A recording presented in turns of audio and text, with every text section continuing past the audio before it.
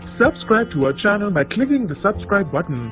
Click the bell button and enjoy the latest uploads from our channel. हार के भी अपनी हार ना मानने वाले गंगूबाई तात्या के मुंह पे पड़ेगा अब देवी अहिल्या का बड़ा तमाचा। नमस्कार, स्वागत है आपका आपके अपने चैनल हंग्री स्पिरिट्स में। हंग्री स्पिरिट्स देख रहे सारे दर्शकों का मैं अंजू शर्मा दिल से स्वागत करती हूँ। तो गंगूबाई तात्या शुरू से ही स्त्री सेना के खिलाफ है। उनको ये बात हजम ही नहीं हो रही है कि ये कैसे हो सकता है, तो इसीलिए वो अड़चने अड़ाते आ रहे हैं। अब जब सब कुछ ठीक हो गया है, चैलेंज भी देवी अहिल्या ने जीत लिया है, तो वो उसके बाद भी इसी कोशिश में है कि ये तो बच्चों का खेल था, प्रतियोगिता हुई, खत्म हुई, अब प्रस्ताव तो पास करना नहीं है।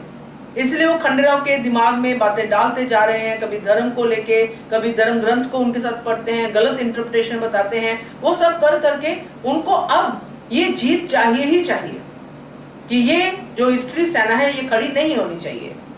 चलिए इसकी डिटेल में चर्चा करते हैं, मगर पहले वही गुजारिश, जिन्होंने अभी तक चैनल को सब्सक्राइब नहीं किया है कर लीजिए। साथ में दोस्तों बेल आइकन दबाइएगा ताकि आपको हमारे वीडियोस के नोटिफिकेशन मिलते रहे। तो दोस्तों बाहर जो हुआ, जब अनशन वाली बात हो रही थी, उसके बाद जो रिएक्शन हुए दुष्यंत के, और जो वहां पे जीत दर्ज की है देवी अहिल्या ने सिर्फ अपने विचारों से, कोई तलवार नहीं, कोई धार नहीं, सिर्फ अपने विचारों से, अच्छी बातों से दुष्यंत को बताया और उसने उस बात को समझा और जीत हो गई देवी अहिल्या की।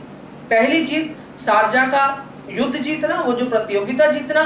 दूसरी जीत शारजा की गृहस्थी भी बचा लेना। और गंगूबाई तात्या देखते रह गए कि ये तो मैं जीतते जीतते हार गया, मगर उनकी अभी भी कोशिश है कि हार तो मैं गया हूं मगर हारूंगा नहीं।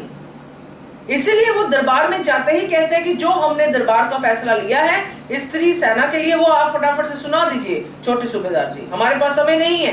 कहने का मतलब ये था कि ये छोटा मोटा फैसला, इसके लिए हमारे पास समय नहीं है, आप जल्दी से फैसला सुनाइए, फिर हम बाकी बातें करें। मगर यहाँ पे देवी अहिल्या, क्योंकि उनको ही पता है कि ये फैसला कितना जरूरी है, आगे के लिए, आने वाले भविष्य के लिए एक ऐसी सेना का गठन होना बहुत जरूरी है जो मुसीबत में काम आए। जब मालवा में कोई जो युद्ध लड़ने गए होंगे सैनिक, जब वहां पे कोई नहीं होगा, जब स्त्रियां अगर अपनी रक्षा कर सकेंगी तो बाकियों की भी कर सकेंगी, जैसा कि देवी अहिल्या ने किया जब सुजाउद्दौला ने हमला किया था वाड़े पे।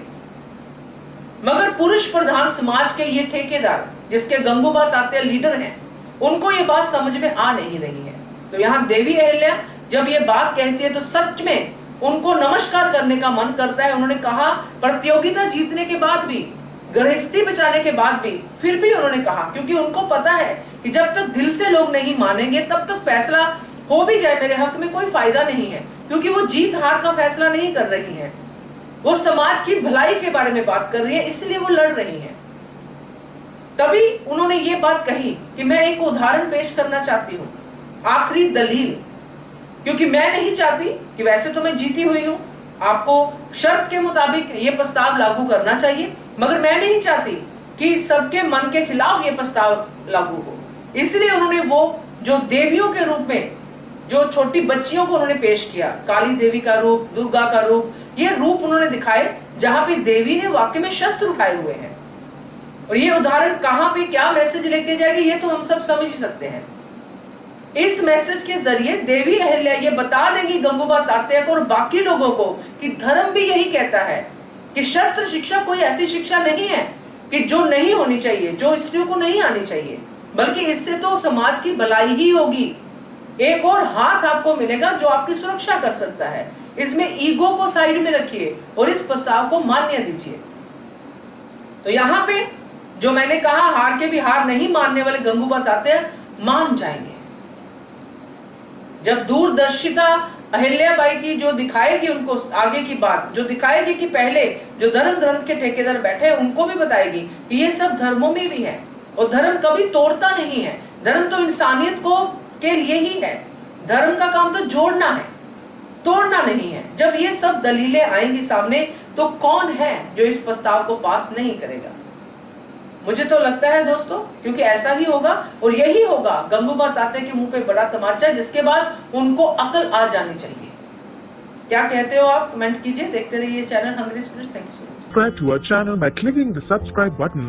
Click the bell button and enjoy the latest uploads from our channel.